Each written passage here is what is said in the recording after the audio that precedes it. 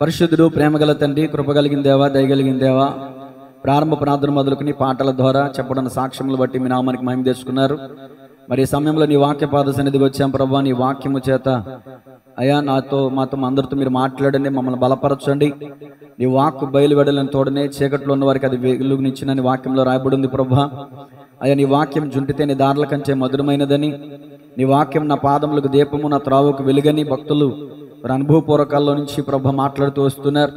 నిజమే, నీ వాక్యము యొక్క వెలుగులో మేము నడిపించబడాలి తండ్రి. ఏ విధమైన చీకటి అనే పాపం అనే గుంటలో పడిపోకుండా అయ్యా నీ వాక్యపు వెలుగులో మేము ప్రయాణించడానికి సహాయం చేయమని ఈరోజు ధ్యానం చేపుతున్న వాక్య భాగాన్ని నా శరీర ప్రాణాత్మలను ప్రభా మీ హస్తాలుగా అప్పగిస్తున్నాను.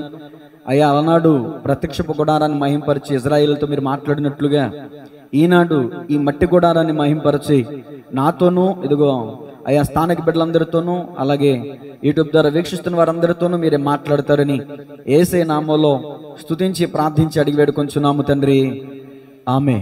అందరికి వందనాలండి, అందరికి వందనాలు. God bless you all. పక్క వాళ్ళకి షేక్ అండ్ ఇచ్చి షాలోమ్ అని చెప్పండి. దేవుడు మేము దీవించును గాక అని చెప్పండి. మంచిది, వాక్యంలోనికి వెళ్ళిపోదాం. చెప్పండి, ఈరోజు మన వాక్యం ఎవరి గురించి? ప్రతి ఆదివారం ఎవరి గురించి మనం వింటున్నాం? అపోస్తులుల చరిత్ర గురించి మనం ధ్యానం చేస్తున్నాం. గత వారం ఎవరి గురించి ధ్యానం చేశాం? బర్తలోమయికి మరొక పేరేంటండి? నతానేల్. నతానేల్ని యేసు ప్రభు దగ్గరికి నడిపించింది ఎవరండి? ఫిలిప్పు. చెప్పిన వారిని దేవుడు దీవించును గాక. చూసారా, మరి చదువు లేదు, ఆవిడకి చదవటం రాదు, రాసుకోవడం రాదు. అమ్మ చెప్పారు, ఇటు సైడ్ నుంచి కూడా ఎవరో చెప్పారు. నేను అడిగినప్పుడు సమాధానం ఇచ్చిన వారిని నేను ఆశీర్వాదం ఇస్తాను. దేవుని స్తోత్రం చెప్పండి గట్టిగా, హల్లెలూయా. సరే, ఈరోజు 7వ శిష్యుని గురించి మనం ధ్యానం చేయబోతున్నాం. మత్తయి సువార్త 10:3. మత్తయి సువార్త 10వ అధ్యాయం 3వ వచనంలో బర్తలోమయి తర్వాత ఉన్న పేరేంటో మాత్రమే చదవండి చాలు. తోమా. ఈరోజు మన వాక్య ధ్యానాంశం ఎవరి గురించి అండి? తోమా. భారతదేశానికి వచ్చినటువంటి వ్యక్తి అని మీరే చెప్తున్నారు, వెరీ గుడ్. సరే, వాక్యంలోనికి వెళ్దాం. యోహాను సువార్త 11వ అధ్యాయం 16వ వచనం రాసుకోండి. ఇతనికి మరొక పేరుంది. ఏంటా పేరు? దిదుమా. 92వ పేజీ తీయండి అందరూ కూడా. యోహాను సువార్త 11వ అధ్యాయం 16వ వచనం, దిదుమా అనే పేరుంది ఇతనికి. తోమాకి మరో పేరేంటమ్మా? యేసువర్ధన్ గారు గట్టిగా చెప్పండి. దిదుమా. ఓకే. తోమా అనే మాటకి అరామిక్లో కవలలు అని అర్థం. ట్విన్స్ అంటారు కదండి, కవలలు అని అర్థం. తోమా అనే మాటకి కవలలు. నిజంగా అతనికి చరిత్ర చెప్తుంది, కవల పిల్లలు పుట్టారంట, అంటే వాళ్ళ తల్లిగారికి. ఆమె సహోదరి పేరు లైసియా. అది బైబిల్లో లేదు కానీ చారిత్రాత్మకంగా చెప్పబడుతున్న మాట. లైసియా. తోమా గారి సహోదరి పేరు లైసియా. ఓకే. ఇప్పుడు యోహాను సువార్త 11వ అధ్యాయం 16వ వచనం చదువుదాం. అందుకు దిదుమా అనబడిన తోమా ఆయనతో కూడా చనిపోవుటకు మనమును వెళుదుమని తన తోడి శిష్యులతో చెప్పాను. పేతురు, యాకోబు, యోహాను వీరిని పిలిచినట్టు బైబిల్లో మనకు రిఫరెన్స్లు ఉన్నాయి. తోమా గారిని డైరెక్ట్గా, అక్షరార్థంగా, పరోక్షంగా అతను ఎలా పిలిచారు ప్రభు అనేది బైబిల్లో లేదు. కానీ వెంబడిస్తున్నటువంటి సందర్భంలో 2-3 సందర్భాలు ఉన్నాయి. ఏమండి, మొట్టమొదటి సందర్భం ఇది. తోమా గారు మనకి కనిపించే మొట్టమొదటి సందర్భం ఇది. అందుకు దిదుమా అనబడిన తోమా అంటున్నాడు, ఆయనతో కూడా చనిపోవుటకు మనం కూడా వెళ్దాం పదండి అంటున్నాడు. ఎందుకు ఈ మాట తోమా గారు ఎందుకు మాట్లాడాల్సి వచ్చింది? ఎక్కడికి వెళ్దాం పదండి అంటున్నాడు. ఆ స్థలం ఏంటి? ఎందుకు అక్కడికి వెళ్దాం, ఎందుకు అక్కడికి వెళ్ళి చచ్చిపోదాం అంటున్నాడు తోమా అని మనకు అర్థం కావాలంటే కొంచెం పైనుంచి చదువుకుంటూ రావాలి. 5వ వచనం నుంచి నేను చదువుతాను, మీరు వినండి. యేసు మార్తను, ఆమె సహోదరిని లాజరును ప్రేమించాను. అతడు రోగి అయి ఉన్నాడని యేసు వినినప్పుడు తానున్న చోటనే ఇంకా 2 దినములు నిలిచాను. అటుపిమ్మట ఆయన మనము యోదయాకు తిరిగి వెళ్ళుదామని తన శిష్యులతో చెప్పగా, ఆయన శిష్యులు ఏమన్నారు చూడండి. ఆయన శిష్యులు, బోధకుడా, ఇప్పుడే యూదులు నిన్ను రాళ్లతో కొట్ట చూచుచుండిరే ఇప్పుడంటే అప్పుడైనా కాదు, ఓ 2 రోజులు 3 రోజులు ముందు అన్నమాట. ఇప్పుడే అంటే నిన్న కాక మొన్న నిన్ను రాళ్లతో కొట్టి చంపాలనుకున్నారు కదా, అక్కడికి తిరిగి వెళ్ళుదువా అని ఆయన అడిగిరి. వాళ్ళలో కొంచెం సంకుచితంగా ఉన్నారు. అవసరం అంటావా అక్కడికి వెళ్ళి రాళ్ళ దెబ్బలు తినటం, అవసరం అంటావా అక్కడికి వెళ్ళి చచ్చిపోవటం అని అన్నారు శిష్యులు.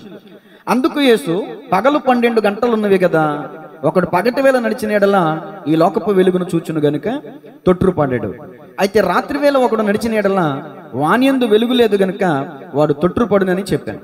ఆయన ఈ మాటలు చెప్పిన తర్వాత, మన స్నేహితుడైన లాజరు నిద్రించుచున్నాడు, అతని మేలుకొల్ప వెలుచున్నానని వారితో చెప్పగా, శిష్యులు ఏమంటున్నారు చూడండి మళ్ళీ, ప్రభువా అతడు నిద్రించిన ఎడల బాగుపడుననిరి. యేసు అతని మరణము గూర్చి ఆ మాట చెప్పాను గాని వారు ఆయన నిద్ర విశ్రాంతిని గూర్చి చెప్పాననుకొనిరి. కావున యేసు, లాజరు చనిపోయాను. ఇప్పుడు అసలు మాట బయటకు వచ్చింది. శిష్యులందరూ కూడా విని ఆశ్చర్యపోతున్నారు. లాజరు చనిపోయాను, మీరు నమ్మునట్లు నేను అక్కడ ఉండలేదని మీ నిమిత్తము సంతోషించుచున్నాను. అయినను అతని యొద్దకు మనం వెళుదుము రండని స్పష్టముగా వారితో చెప్పాను. రెండోసారి వెళ్దాం పదండి అన్నప్పుడు శిష్యులందరూ సైలెంట్ అయిపోయారు. మొదటిసారిగా అన్నారు, అవసరమా, రాళ్ళతో కూడా చంపుతున్నారు కదా, రాళ్ళతో కూడా చంపడానికి చూస్తున్నారు కదా, అవసరమా అని అన్నారు. రెండోసారి శిష్యులందరూ సైలెంట్గా ఉన్నారు. కానీ శిష్యులందరిలో ఒక్కడైన దిదుమ, అందుకు దిదుమ అనబడిన తోమ ఒక్కడే తన స్వరాన్ని పైకి వినిపించాడు. ఏమన్నాడంటే, పదన్ ఆయనతో కూడా చనిపోటకు మనమును వెళ్ళదుమని తన తోడి శిష్యులతో చెప్పాను. ఈ ఒక్క వచనాన్ని మనం పొదిగితే, అంటే ఈ ఒక్క వచనాన్ని ధ్యానిస్తే, ఈ ఒక్క వచనాన్ని మనం గ్రహిస్తే మనకేమర్థం అవుతుంది? కొంతమంది ఏమంటున్నారంటే, ప్రతి దానిలో కీడుందేమో అనే తలంచే స్వభావం తోమాది, అనుమానాస్పదుడు, అనుమానపు పక్షి. అందుకని అక్కడికి వెళితే అక్కడ వాళ్ళు చంపేస్తారేమోనని కీడు తలంచి ఈ విధంగా మాట్లాడుతున్నాడు అని నెగిటివ్గా, నమ్మకం ఉండవలసిన సందర్భంలో కూడా సందేహించేటటువంటి వాడు ఇతను అని నెగిటివ్గా ఇతని గురించి కొంతమంది సేవకులు మాట్లాడతారు. నేనైతే నెగిటివ్గా మాట్లాడనుకోవట్లేదు.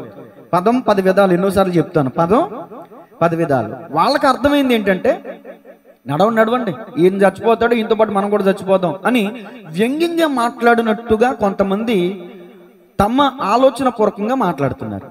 నాకు అర్థమైంది ఏంటంటే, వ్యంగ్యంగా మాట్లాడాడో, సమయోచితంగా మాట్లాడాడో, పాజిటివ్గానే మాట్లాడాడో, నెగిటివ్గానే మాట్లాడాడో, నేనేం పదం తీసుకుంటానంటే, కీడైనా సరే చావైనా సరే ఆయనతోనే పదండి వెళ్దాం అన్నాడు. అందును బట్టే మనం సంతోషించాలి కదా, గట్టిగా చప్పలు కొడుతూ దేవుని మనం మహిమపడతాం. అతను ఏ ఉద్దేశపూర్వకంగా అన్నాడో మనకు తెలియదు కాబట్టి అదే నిత్యం అని మనం అనుకోకుండా, నేనంటాను చావైనా బ్రతికైనా ఆయనతోనే. ఆయన మన దగ్గర ఉంటే మనతో ఆయనతో కలిసి సేవ చేద్దాం. లేదు, ఇప్పుడు ఆయన అక్కడికి వెళ్తున్నారు కదా, అక్కడికి వెళ్తానంటున్నారు కదా, అక్కడున్న వాళ్ళందరూ యూదులు రాళ్ళతో కూడా చంపాలనుకుంటున్నారు కదా. ఈ విషయాలన్నీ ఎక్కడ ఉంటాయి అంటే, వెనకటి అధ్యాయంలో 10వ అధ్యాయంలో 33వ వచనంలో ఉంటుంది. అందుకు యూదులు రాళ్ళు చేత పట్టుకుని ఆయన్ని కొట్ట చంపాలనుకున్నారంట. మునుపటి అధ్యాయంలో ఉంటుంది ఆ విషయం. ఆ సందర్భానికి జ్ఞాపకం చేసుకుని వీళ్ళు అంటున్నారు, అవసరమా యేసు ప్రభువా అక్కడికి వెళ్ళటం? మిగిలిన శిష్యులందరికీ ఇష్టం లేదు, కానీ తోమాకి మాత్రం ఇష్టం ఉందో లేదో పక్కన పెడితే వెళ్దాం పదండి అన్నాడు. వెళ్ళటానికి నిశ్చయించుకున్నాడు. వెళ్దాం పదండి అని మిగతా వాళ్ళని కూడా పురుగొలుపుతున్నాడు, ప్రోత్సహిస్తున్నాడు. దీన్ని బట్టి మనం నేర్చుకోవాల్సింది ఏంటి? యేసు ప్రభులు వారు వారితో ఉన్నప్పుడు రొట్టెలకు కానీ, చేపలకు కానీ, ఆహారానికి కానీ, అద్భుతాలకు కానీ, స్వస్థతలకు కానీ, కానుకలకు కానీ అస్సలు కొదువు లేదు. బ్రతికినా చచ్చిపోయినా ఇక ఆయనతో పాటు వెళ్దాం పదన్న అన్నాడు తోమ. మిగతా వాళ్ళు అలా అంటలా, ఎక్కడే హ్యాపీగా ఉందాం, అక్కడికి ఎందుకు అంటే, ఈ రోజున సేవకులు అవ్వచ్చు, విశ్వాసులు అవ్వచ్చు, ఆనందంగా ఉంటేనేనా దేవుని సన్నిధి? బాధ వస్తే దేవుని సన్నిధికి రావద్దా? ఏమండి, ఇప్పుడు మందిరానికి వెళ్ళే వాళ్ళని AK-47 గంట పేల్చేస్తున్నారు అంటారు. ఒకళ్ళు వస్తారా వచ్చేస్తామని ఇక్కడికి? తోమ దానికి సిద్ధపడుతున్నాడు. నడవండి సత్యదార్థం, ఆయనతో పాటు మనం కూడా చచ్చిపోదాం పదండి. ఆ తెగింపు ఎంతమందికి ఉంది ఈ రోజున? పరిశుద్ధ గ్రంథంలో కొంతమంది భక్తులు ఉన్నారు ఈ విధంగా. దీన్ని వివరించడానికి ముందు ఒక చిన్న పాట పాడుకుని మనం తదుపరి వాక్యంలోనికి వెళ్దాం. దేవునికి స్తోత్రం కలుగును గాక. హల్లెలూయా. నేనెల్లప్పుడు యెహోవా నిన్ను సన్నుతించెదను, నేనెల్లప్పుడు యెహోవా నిన్ను సన్నుతించెదను. పాడదాం. నిత్యము నీ కీర్తి నా నోట నుండును, నిత్యము నీ కీర్తి నా నోట నుండును. మేలైనా కీడైనా నీతోనే యేసయ్యా, చావైనా బ్రతుకైనా నీ కోసమేనయ్యా. పాడదాం. మేలైనా కీడైనా నీతోనే యేసయ్యా, చావైనా బ్రతుకైనా నీ కోసమేనయ్యా. నేనెల్లప్పుడు యెహోవా నిన్ను సన్నుతించెదను, నేనెల్లప్పుడు యెహోవా నిన్ను సన్నుతించెదను. పరుల ఎగతాళి శృతి మించిన కలవరము గుండెనే పిండిన, పరుల ఎగతాళి శృతి మించిన కలవరము గుండెనే పిండిన. నా మొర విని కృప చూపెదవని, నా మొర విని కృప చూపెదవని నాకు తెలుసునయ్యా. మంచి యేసయ్యా, మేలైనా కీడైనా నీతోనే. పలుకుదాం. చావైనా బ్రతుకైనా నీ కోసమే. ఆహా, మేలైనా కీడైనా నీతోనే యేసయ్యా, చావైనా బ్రతుకైనా నీ కోసమే.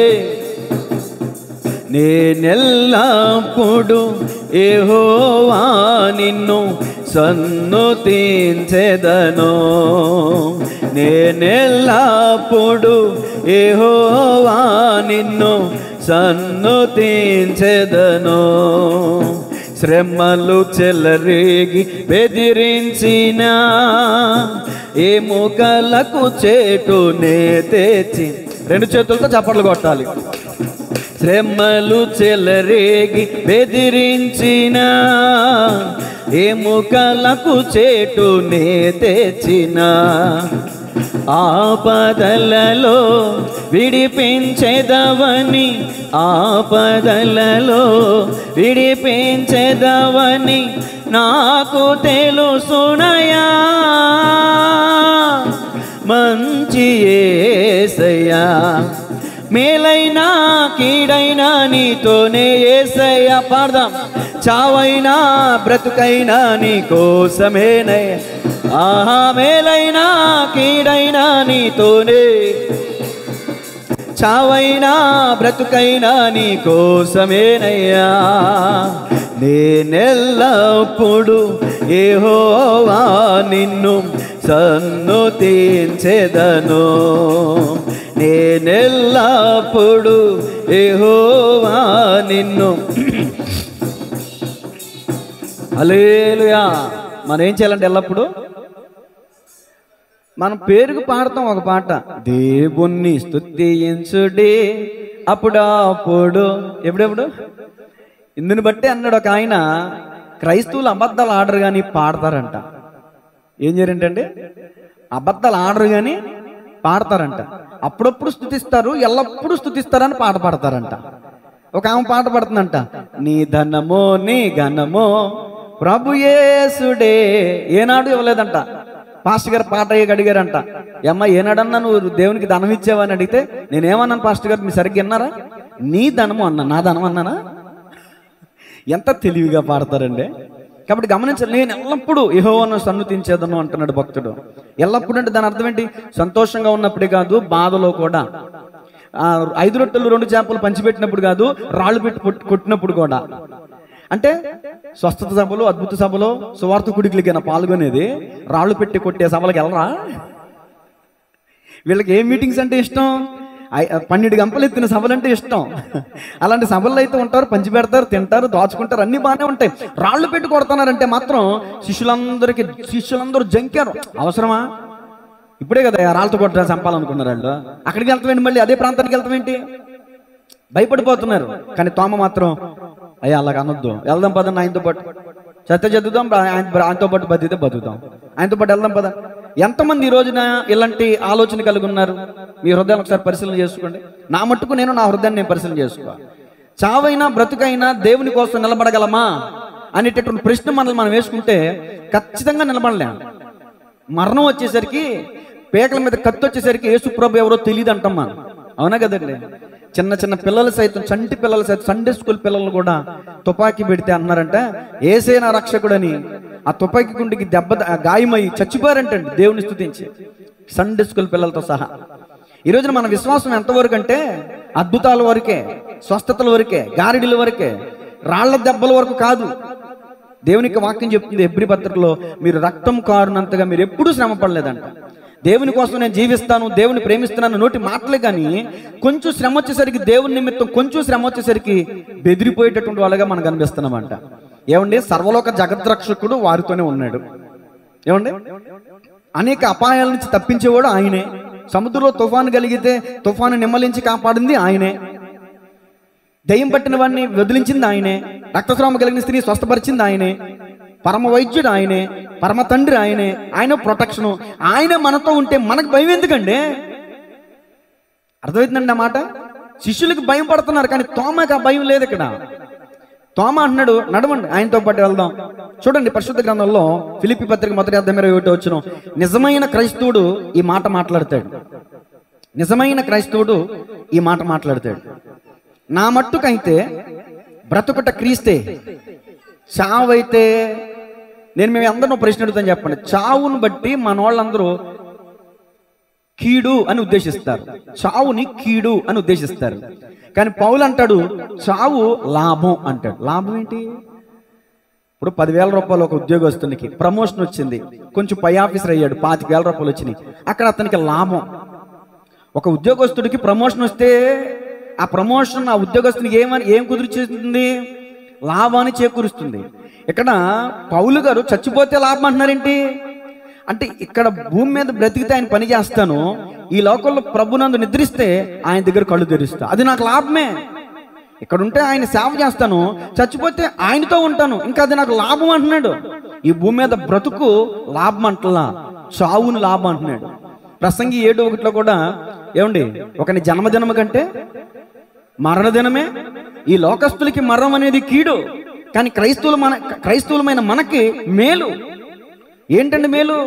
ఇక్కడ కన్ను మూస్తే అక్కడ కన్ను తెరుస్తామండి. బిలిగ్రహం గారు అన్నారంట, కొంతకాలానికి నేను చనిపోయిన వార్త తింటారు, ఎవరు నమ్మద్దు, అడ్రస్ మారద్దంతే అన్నాడంట ఆయన. ఒకప్పుడు భూలోకం, చనిపోయిన తర్వాత పరలోకం, అడ్రస్ మారద్దంతే అన్నారంట బిలిగ్రహం గారు. అమెరికా ఒకప్పుడు రేడియో ప్రసంగికులండి ఆయన, లక్షలది ఆత్మలు సంపాదించిన వ్యక్తి ఆయన. ఈ రోజున అన్ని బాగుంటే మన దేవుని మందిరానికి వస్తున్నాం, ఈ రోజున ఏదైనా చిన్న బాధ కలిగితే దేవుని మందిరాన్ని విడిచిపెట్టేస్తున్నాం. ఆ వెనకాల ఉన్న 10 మంది శిష్యుల వల్లే చాలా మంది ఉంటున్నారండి ఈ రోజున. యోబు గారు ఏమంటారు చూడండి, యోబు గ్రంథం 2:9 యోబుకి అన్నీ ఉన్నాయి, అన్నీ ఉన్నప్పుడు దేవుని స్తుతించాడు. ఇప్పుడు అన్నీ పోయినాయి, అన్నీ పోయినా కూడా దేవుని స్తుతిస్తున్నాడు. అతని భార్య వచ్చి, నువ్వు ఇంకా యథార్థతను వదలకుందువా, దేవుని దూషించి మరణము కమ్ము నేను. అందుకు అతడు మూర్ఖురాలా అన్నాడండి.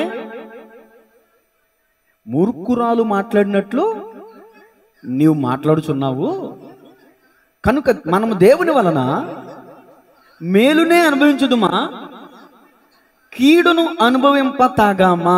ఈ మాట వెనకాల చెప్పండి, మనము మేలునే అనుభవించుదుమా, కీడును అనుభవింప తాగమా. మరి నిజమైన క్రైస్తవులకి ఈ మాట వస్తుంది. నిజమైన క్రైస్తవుడు అనే మాట 10 ఎందుకు వాడుతున్నానంటే, యోబు గారిని బట్టి దేవుడే సాక్ష్యం ఇచ్చారు. యోబు యథార్థవర్తనుడు, నా యందు భయభక్తులు కలిగిన వాడు అని. ఈరోజు మనల్ని బట్టి దేవుడు ఆ సాక్ష్యం ఇవ్వగలుగుతున్నాడా? ఏమండి, తుమ్మితే తగ్గితే మందిరానికి మానేసి మనం ఎక్కడ? ఆస్తులన్నీ కోల్పోయినా, పిల్లలందరూ చచ్చిపోయినా దేవుణ్ణి స్తుతించటం మానని యోబు ఎక్కడ? ఆస్తులన్నీ కోల్పోయిన, కన్నవారే కనుమరుగైన, ఊపిరే బరువైన, గుండెలే పగిలిన. ఆస్తులన్నీ కోల్పోయిన, కన్నవారే కనుమరుగైన, ఊపిరే బరువైన, గుండెలే పగిలిన. యెహోవా ఇచ్చెను, యెహోవా తీసుకొనెను, యెహోవా ఇచ్చెను, యెహోవా తీసుకొనెను. ఆయన నామమునకే స్తుతి కలుగుగాక, ఆయన నామమునకే. అంతా నా మేలుకే ఆరాధన యేసుకే, అంతా నా మంచికే. తన చిత్తమునకు తల వంచితే, తన చిత్తమునకు తల వంచితే, ఆరాధనాపను స్తుతించుట మానను, ఆరాధనాపను స్తుతించుట మానను, స్తుతించుట మానను. నేనెల్లప్పుడు యెహోవాను సన్నుతించెదన్, నిత్యము ఆయన కీర్తి నా నోట నుండున్. నేనెల్లప్పుడు యెహోవాను సన్నుతించెదన్, నిత్యము ఆయన కీర్తి నా నోట నుండున్. అంతా నా మేలుకే ఆరాధన యేసుకే, అంతా నా మంచికే. తన చిత్తమునకు తల వంచితే, తన చిత్తమునకు తల వంచితే, ఆరాధనాపను స్తుతించుట మానను, ఆరాధనాపను స్తుతించుట మానను, వెంబడించుట మానను. ఈ ఆఖరి పదం నేను పెట్టా, ఈ ఆఖరి పదం ఆయన రాసిన నేను పెట్టా. ఇప్పుడు తోమ అంటాడు, చావైనా బతికైనా ఆయన ఎమ్మడిద్దాం పదండి. చావైనా బతికైనా, రోగమైన రొచ్చులైనా, బాధలైనా, కష్టాలైనా, కన్నీళ్ళైనా, వడగండ్లైనా, ఇబ్బందులైనా, ఆవేదనలు ఎదురైనా, అపనిందలే పడినా, నిందలే పడినా దేవుణ్ణి వెంబడించటం మానకూడదు. ఇది తోమను బట్టి మనం నేర్చుకోబోయే అంశం. మొట్టమొదటి మాట ఏమని రాసుకుంటారు టైటిల్? ధైర్యముగా దేవుని చిత్తానికి లోబడుతున్న తోమా. ధైర్యముగా దేవుని చిత్తానికి లోబడుతున్న తోమ. టైటిల్ చెప్పలేదు కదా, టైటిల్ రాసుకోండి, ధైర్యముగా దేవుని చిత్తానికి లోబడుతున్న తోమ. ఎందుకంటే వినేవాళ్ళు, సేవకులు కూడా కొంతమంది పాయింట్స్ వరిగా చెప్పండి సార్ అంటున్నారు. అందుకని చాలా కష్టపడి పాయింట్స్ వరిగా సమకూరుస్తున్నాడు. మొట్టమొదటి మాట ధైర్యముగా దేవుని చిత్తానికి లోబడుతున్న తోమ. శద్రకు మెషకు అబేద్నెగోను వారిని అగ్నిగుండం ముందు నిలబెట్టారు. రాజు అంటున్నాడు, బొమ్మకు మొక్కుతారా, అగ్నిలో పడేయమంటారా? శద్రకు మెషకు అబేద్నెగోను వారు అంటారు, నెబుకద్నెజరు అసలు పేరెట్టి పిల్ల నాకు భలే చెప్పినప్పుడల్లా చెప్పాలనిపిస్తుంది నాకు. ఎవరండి ఇప్పుడు మన ఊరి ఎమ్మెల్యే గారిని, ఏం పేరండి అయింది, కామినేని శ్రీనివాసరావు గారు. ఏమండి పేరెట్టి పిలవగలనా? ఆ దమ్ముందా? ఓ మంచి రాజకీయ ప్రముఖ వ్యక్తి అండి ఆయన. ఈయన ఎమ్మెల్యే కాదు, ఇక్కడ ఈ బబులోను రాజు ఎమ్మెల్యే కాదు, బబులోను సామ్రాజ్యానికే మహారాజు. మహారాజు అయినటువంటి ఆయన ఏమన్నాడు తెలుసా? నెబుకద్నెజరు, ఏదో ఫ్రెండ్ని పిలిచినట్టు, నెబుకద్నెజరు నీకు ప్రత్యుత్తరం ఇవ్వాలన్న చింత కూడా మాకు లేదు, చచ్చిపోతామని భయం కూడా, బాధ కూడా మాకు లేదు. అగ్ని, ఇదిగో మా దేవుడు ఈ వేడి మిగిలిన అగ్నిగుండంలో నుంచి రక్షిస్తాడు. రక్షింపకపోయినను సరే రాజా నీ బొమ్మకు అది భక్తి అంటే. భయమో చెందకు భక్తుడా ఈ మాయాలోక ఛాయాలు చూచినప్పుడు, భయమో చెందకు నీవు, దిగులు చెందకు నీవు, భయమో దిగులు చెందకు నీవు, జీవమిచ్చిన యెహోవా ఉన్నాడు. ఓ భక్తుడా ప్రాణం పెట్టిన యేసయ్య ఉన్నాడు, జీవమిచ్చిన యెహోవా ఉన్నాడు. ఓ భక్తుడా ప్రాణం పెట్టిన సర్వలోక జగద్రక్షకుడు మన తోడై ఉంటే మనకు భయం ఎందుకంటే? సత్య చేస్తాం, బతికితే బతుకుతాం. ఆయన కోసం చావటంలో సంతృప్తి ఉంటే తెలుసా? ఆయన కోసం మరణించడంలో సంతోషం ఉంటే తెలుసా? ఆయన కోసం మరణించారు శిష్యులందరూ. ప్రస్తుత కాలంలో ఇప్పుడు చెప్తున్న ఈ సబ్జెక్టులో భయపడి ఆగారేమో, కానీ తర్వాత లేఖనాల్లో చూస్తే, చరిత్ర చూస్తే ఒక్కొక్కరు ఒక్కొక్క రీతిగా హతసాక్షులు అయిపోయారండి. దానియేలు ఉన్నాడండి, దానియేలుకి అదే పరిస్థితి వచ్చింది. చావు బతుకుల మధ్య పోరు, చావు బతుకుల మధ్య గురించి చెప్తున్నాను నేను. బ్రతికితే క్రీస్తే, చావైతే లాభమే అన్నాడు పౌలు గారు. చావనన్నా సత్తం కానీ బొమ్మకు మొక్కం అన్నారు శద్రకు మెషకు అబేద్నెగోను వారు. ఇప్పుడు దానియేలు కూడా సింహాల బోను ముందెట్టి ఏంటి నీ పరిస్థితి అని అడిగితే, యథాప్రకారముగా తన గేడగదిలోనికి వెళ్ళి యెరూషలేము తలుపులు తెరిచి తన దేవుడనే యెహోవాకి ప్రార్థన చేయుచుండు. ప్రార్థన చేయటం మానలేదు దానియేలు. జీవము కలిగిన దేవుని సేవించుచున్న దానియేలు దేవుణ్ణి సేవించడం మానలా, దేవుణ్ణి వెంబడించడం మానలా, దేవునికి ప్రార్థించడం మానలా, దేవునికి స్తుతించడం మానలా. మనమైతే మేలు కలిగితే దేవుని స్తుతిస్తాం, కీడు వచ్చిందంటే చాలు దేవుని దూషిస్తాం. ఆయన ఉన్నాడా? ఆయన ఉంటే నాకు ఎందుకు ఈ పరిస్థితి? ఒకసారి ఆలోచించాలి కదా. ఆ కీడు ఎందుకు వచ్చింది? శ్రమ రెండు రకాలు. ఒకటి మేలు చేసే శ్రమ, రెండు కీడు చేసే శ్రమ. నీకొచ్చిన శ్రమ మేలు కోసం వచ్చిందా, కీడు చేపట్టి వచ్చిందా? పేతురు భక్తుడు అంటాడు, మేలు చేసి నువ్వు శ్రమ పడిన ఎడల అది నీకు హితమవును, దానికి నీకు ఆశీర్వాదం ఉంటుంది. కీడు చేసి నువ్వు శ్రమ పొందుకుంటే అది నీకు హితం కాదు, దానివల్ల నీకు దీవెన రాదు, అది నీకు శిక్ష. అంతేనండి. ఇప్పుడు యోబుకు వచ్చింది శ్రమ, ఆకానికి వచ్చింది శ్రమ. రెండింటికి తేడా లేదా? యోబుకు వచ్చింది శ్రమ ఎందుకని? అదొక పరీక్ష. ఇంకా డెవలప్ అవడానికి రెండంతల ఆశీర్వాదం పొందుకున్నాడంట యోబు గ్రంథం ఆఖరిలో చూస్తే. మరి ఆకానికి శ్రమ వచ్చింది. అదే శ్రమ ముట్టొద్దన్నదాన్ని ముట్టడం మాత్రమే కాదు, దొంగిలి దాచుకుని బొంకాడు. తన కుటుంబం వారందరినీ రాళ్ళతో పెట్టి కూడా చంపేశారు. కాబట్టి శ్రమ వచ్చిందని చెప్పేసి దేవుని దూషించేవాళ్ళు లేకపోలేదు. పెంచుకున్న పెంపుడు కుక్క కాలు ఇరిగిపోయిందని దేవుని దూషించేవాళ్ళు తెలియదు ఉన్నారండి? ఉన్నారు, అలాంటి వాళ్ళు కూడా ఉన్నారు. పెంచుకున్న కోడి కాలు ఇరిగిపోయిందని వీళ్ళేమో తల నరిగేస్తారు, కోళ్ళు కాళ్ళు సీగేస్తారు, ఓ లెగ్ పీసులు తినేస్తారు. పెంచుకున్న కోడి కాలు ఇరిగిపోయిందని దేవుని దూషించేవాళ్ళు కూడా లేకపోలేదు. దేవుని స్తోత్రం చెప్పండి గట్టిగా. కాబట్టి మొట్టమొదటి మాట, ధైర్యముగా మనం దేవుని చిత్తానికి లోబడాలండి. మన ముందు భయంకరమైన సమస్యలు రాబోతున్నాయి, భయంకరమైన శ్రమలు రాబోతున్నాయి. దేవుని నిమిత్తం శ్రమలను సహించబోయే రోజులు రాబోతున్నాయి.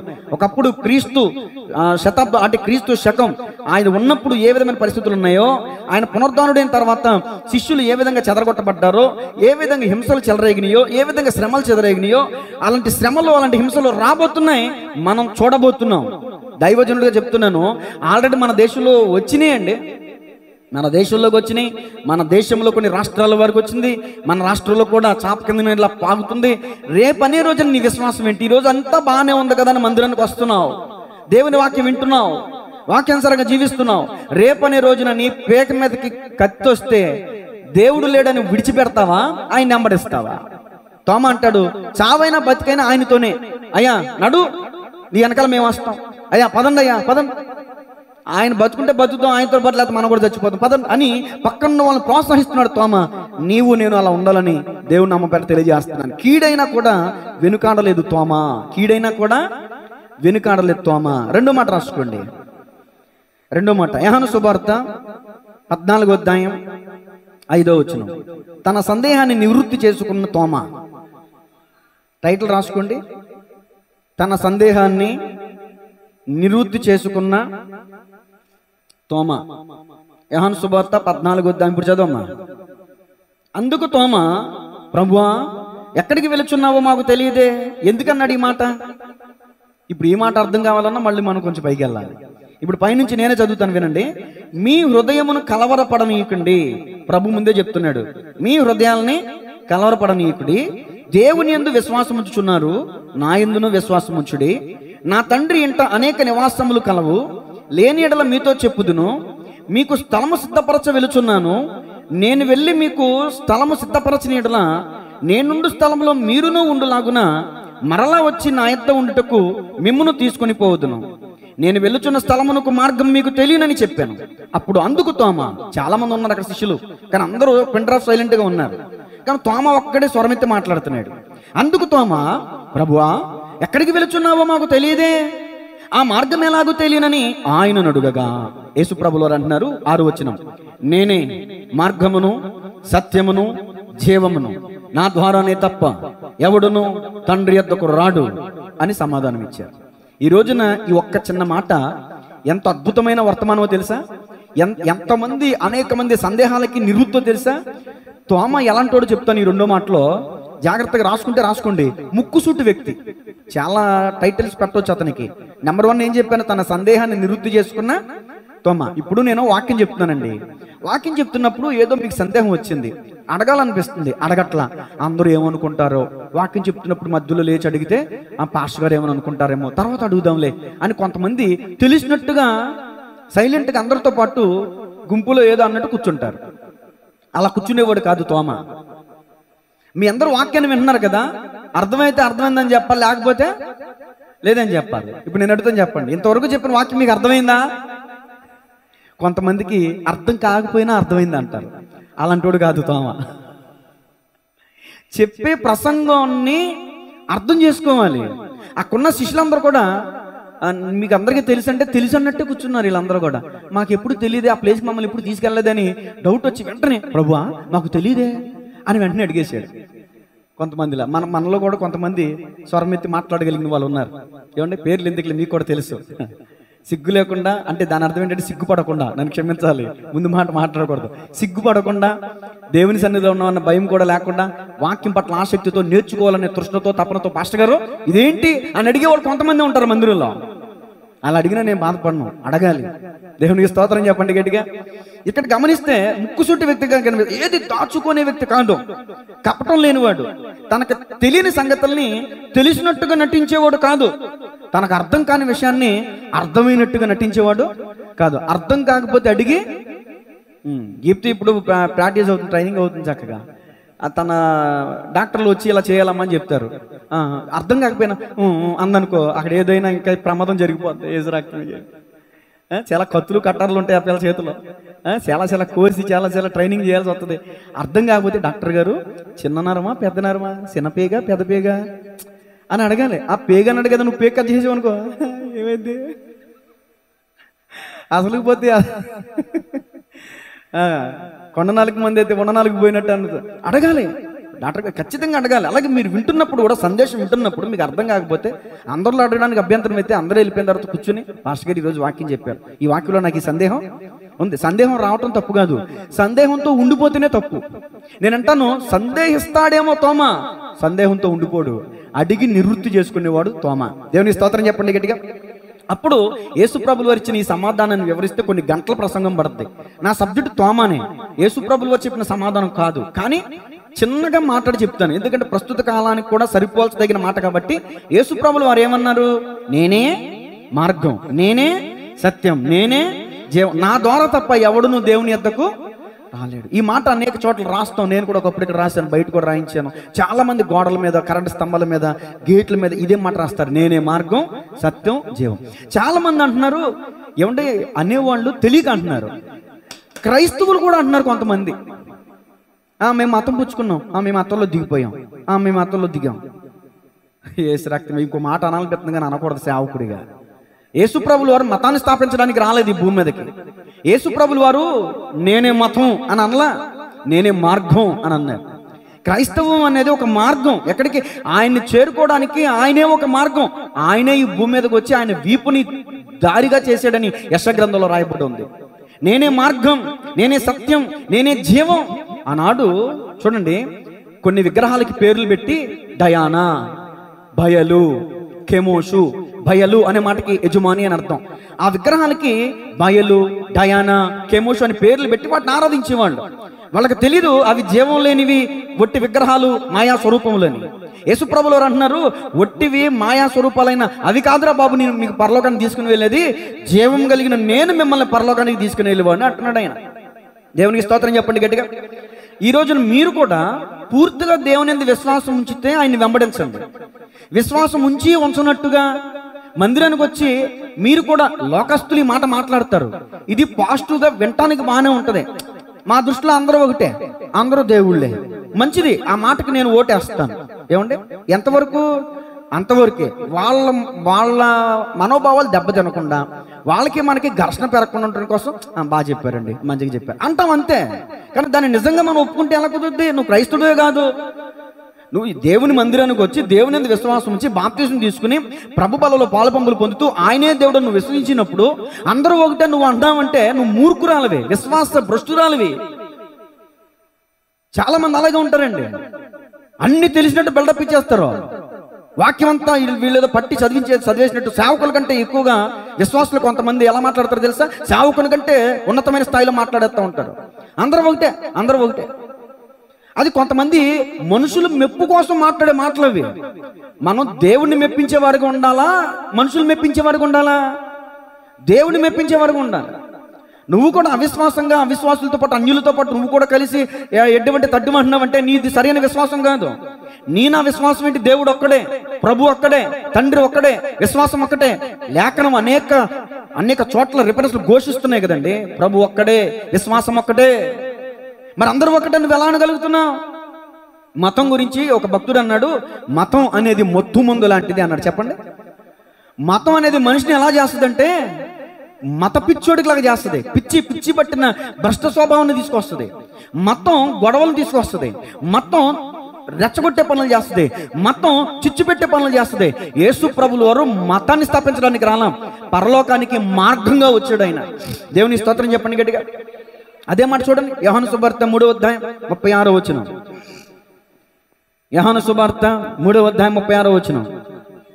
కుమారుని యందు అదిగో విశ్వాసం ఉంచువాడే నిత్య జీవము గలవాడు, కుమారునికి విధేయుడు కానివాడు ఏమండే జీవము చూడడు గాని అదిగో దేవుని ఉగ్రత వాని మీద నిలిచిండును.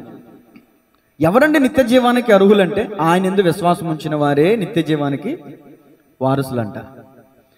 అసలు యేసు ప్రభువులు మనం ఎందుకు నమ్ముకోవాలి చెప్పండి? యేసు ప్రభువులు ఎందుకు నమ్ముకోవాలి?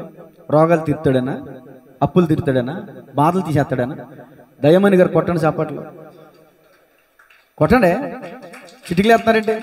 నిత్య జీవం కోసం రావాలి యేసు ప్రభు దగ్గర. ఇప్పుడు ఒక యవనస్తుడు ఉన్నాడు, 3 సువార్తలో 3 మాటలు ఉన్నాయి. ఒక చోట యవనస్తుడు అని ఉంది, ఒక చోట అధికారం ఉంది, మరొక చోట మరొక మాట ఉంది. అతను ఒక అధికారి, అతను ఒక యవనస్తుడు. సరే, యవనస్తుడైన అధికారి యేసు ప్రభు దగ్గరికి వచ్చి ఏమడిగాడు? నిత్య జీవం పొందుటకు నేనేమి చేయవలను అని అడిగాడు. మరి మనమే అడుగుతున్నాం, రోగాలు తీసే ప్రభు, నా అప్పులు తీసే. నువ్వు అప్పులు తీరిపోవాలంటే ఒంటి నిండా కష్టపడు. రోగాలు తీరాలంటే హాస్పిటల్కి వెళ్ళి మెడిసిన్ వేసుకునే ముందు చిన్న ప్రార్థన చేసుకో, విశ్వాసం ఉంచు. మందిరానికి హాస్పిటల్కి వెళ్ళకుండా నేను నాకు యేసు ప్రభు అంటే ఎలా కుదిరిద్ది? హిజ్కియా కూడా అంజూరపు ముద్ద అయ్యాలి, కొన్ని చోట్ల మెడిసిన్ వాడాలి. మెడిసిన్ వాడితే కానీ కొన్ని రోగాలు తక్కువ.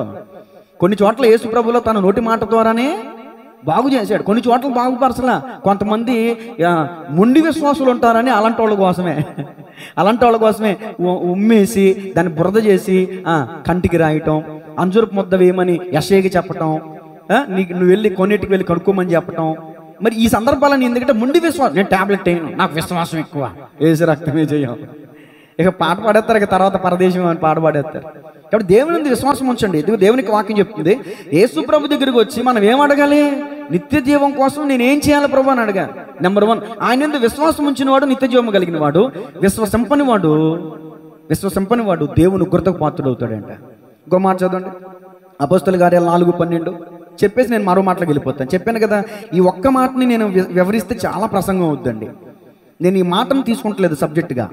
అపోస్తలుల కార్యాలు 4:12 త్వరగా చదవండి. ఈ నామం అంటే అదే ఏంటమ్మా పలవే అంటే అంత ఆలోచిస్తున్నా, ఏ నామం, ఎన్ని నామాలు ఉన్నాయంటే ఇక్కడ చెప్పు మరి, చదువు మరి, ఇప్పుడు చదువు.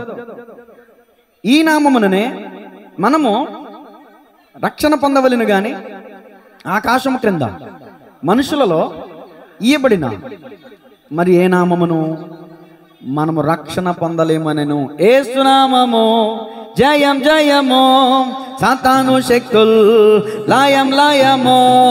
యేసు నామము జయం జయము, సాతాను శక్తుల్ లయము. హల్లెలూయా హోసన్నా, హల్లెలూయా హల్లెలూయా ఆమేన్ ఆమేన్. హల్లెలూయా హోసన్నా, హల్లెలూయా హల్లెలూయా ఆమేన్. అన్ని నామముల కన్న పై నామము యేసుని నామము, ఎన్ని తరములకైనా కొనియాడదగినది క్రీస్తు.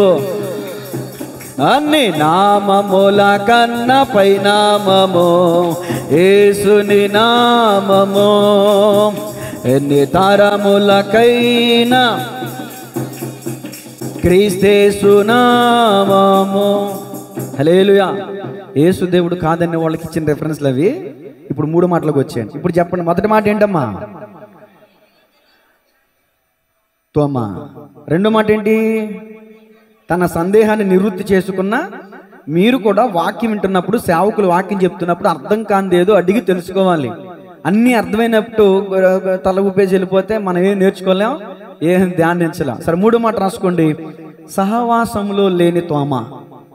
సహవాసంలో లేని తోమ ఏంటండి? సహవాసంలో లేకపోవటం అంటే ఇప్పుడు నేను చెప్పబోయే రిఫరెన్స్ ఏ సందర్భంలో అంటే, యేసు ప్రభువుల వారు చనిపోయారు, ఆయన పునరుద్ధానుడే తిరిగి లేచారు.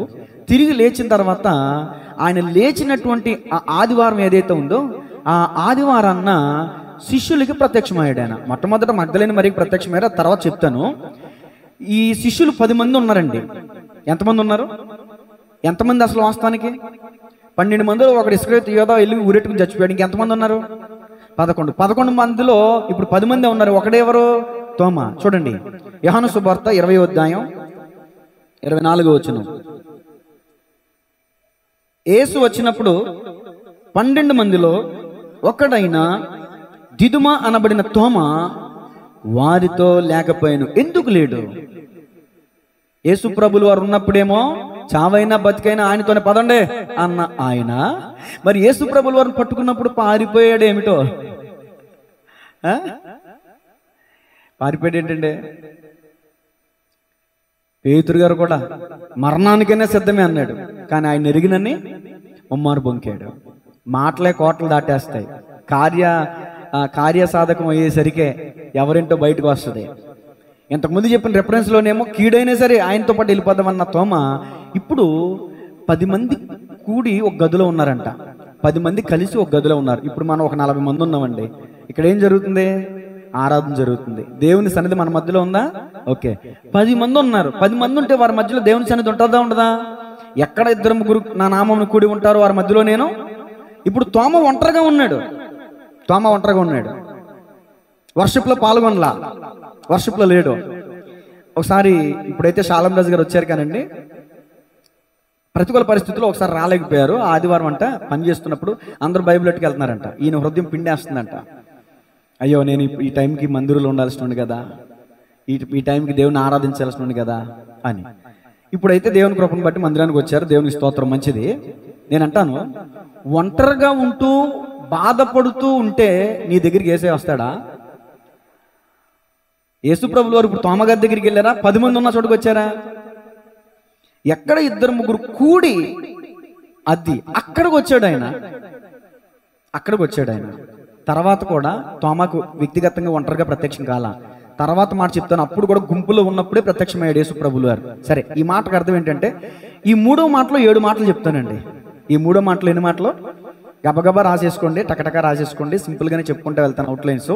సహవాసంలో లేని తోమ. ఒక్క ఆదివారం తోమ ఆ 10 మందితో లేడంటే, అక్కడ ఉన్న 12 మందిలో తోమ కూడా లేడని మీకు రెఫరెన్స్ ఇచ్చాను కదా.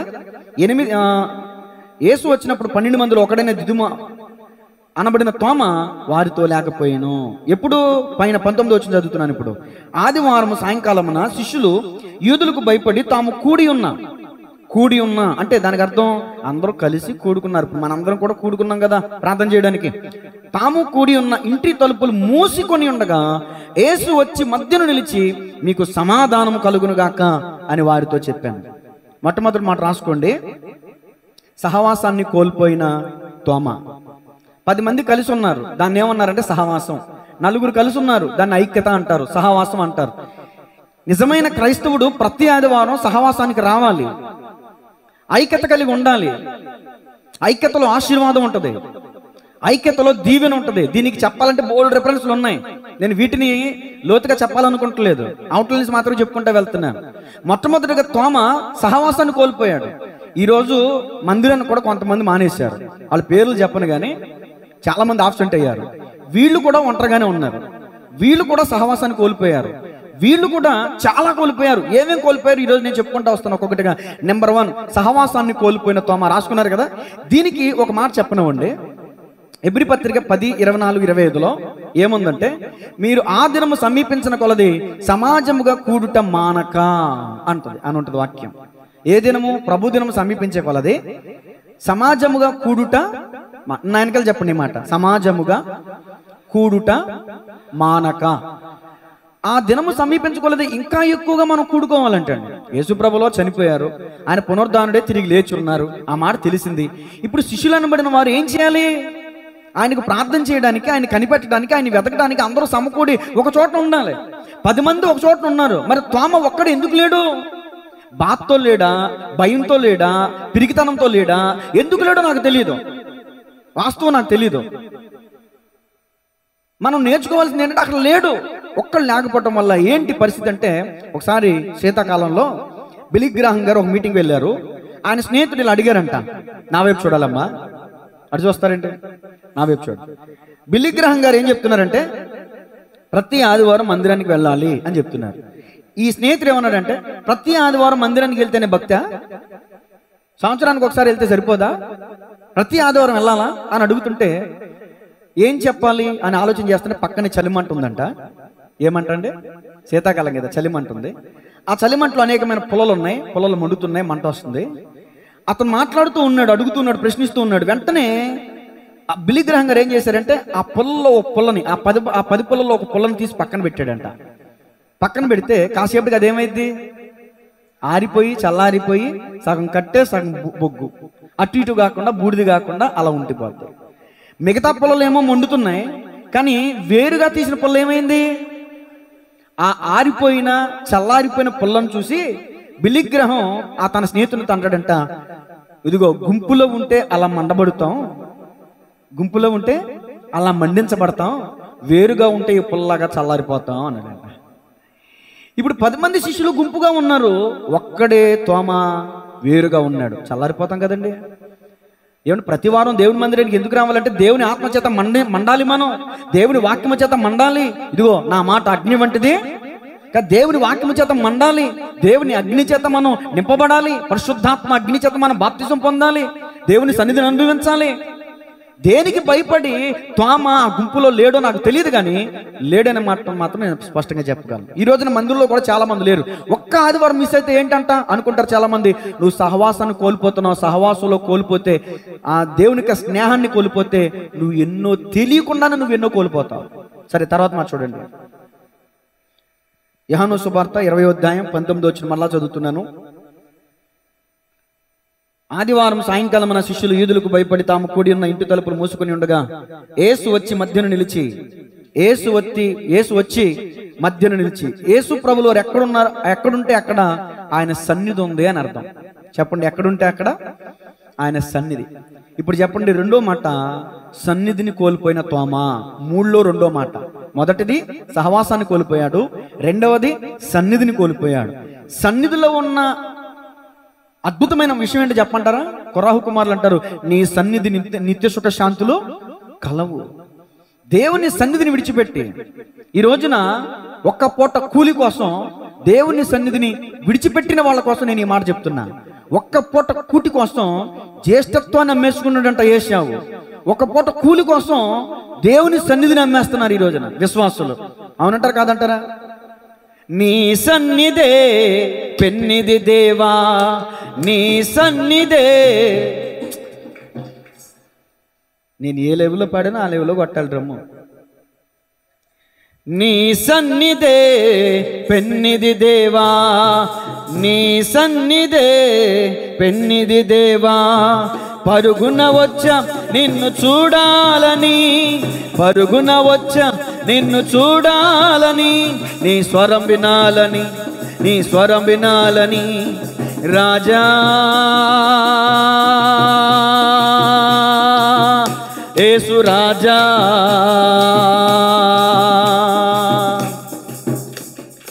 ఒక కోటి ఐశ్వర్యం నన్ను వెదకి వచ్చినను నీకది సమమౌనా.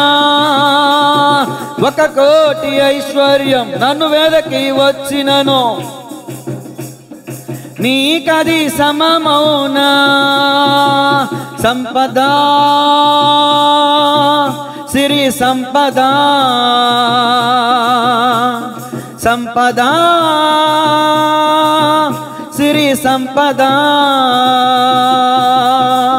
నిన్ను గూర్చిన తలపులే నాకు, నీ సన్నిధే పెన్నిది దేవా, నీ సన్నిధే పెన్నిది దేవా, పరుగున వచ్చా నిన్ను చూడాలని కొడాలి, పరుగున వచ్చా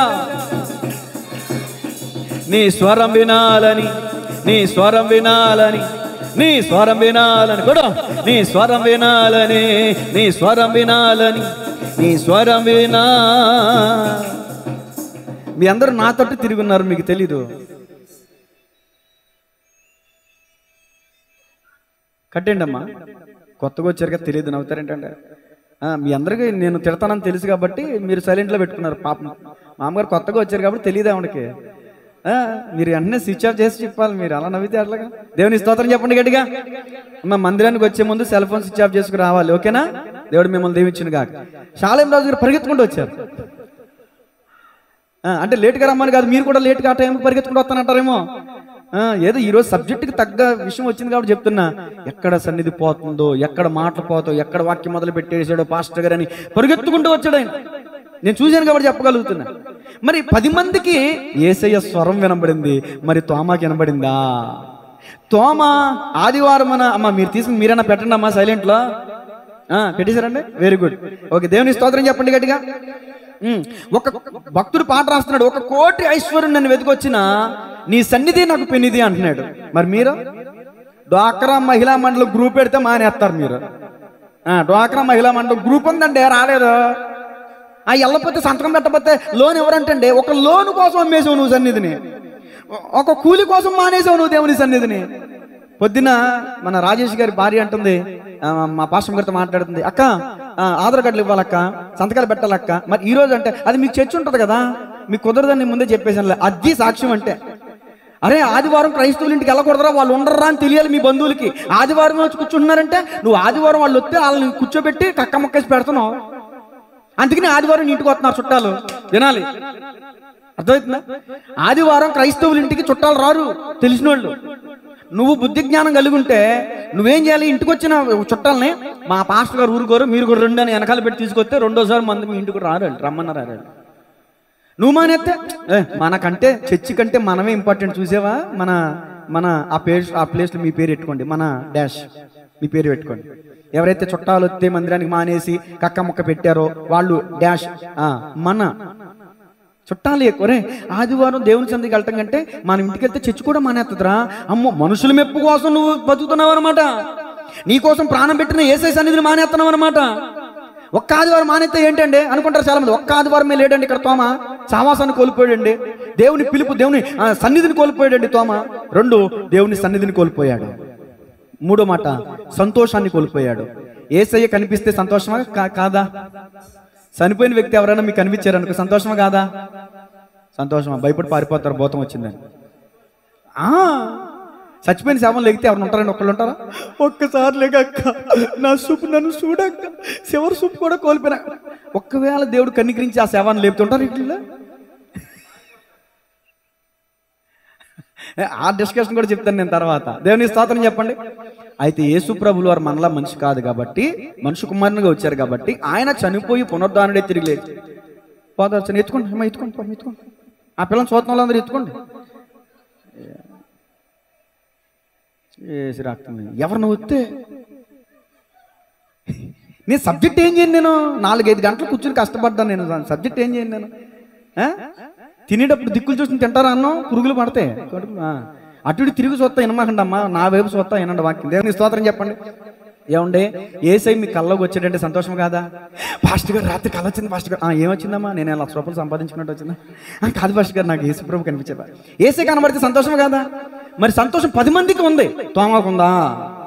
దేవుని మందిరానికి రాకుండా పిక్నిక్లకి వెళ్తున్నావు, పార్కులకి వెళ్తున్నావు, బీచ్లకి వెళ్తున్నావు, చుట్టాలకి వెళ్తున్నావు, ఫంక్షన్లకి వెళ్తున్నావు అంటే నువ్వు నిజమైన సంతోషాన్ని కాలదనుకుని అల్పకాల సంతోషాన్ని వెతుక్కుంటున్నావు.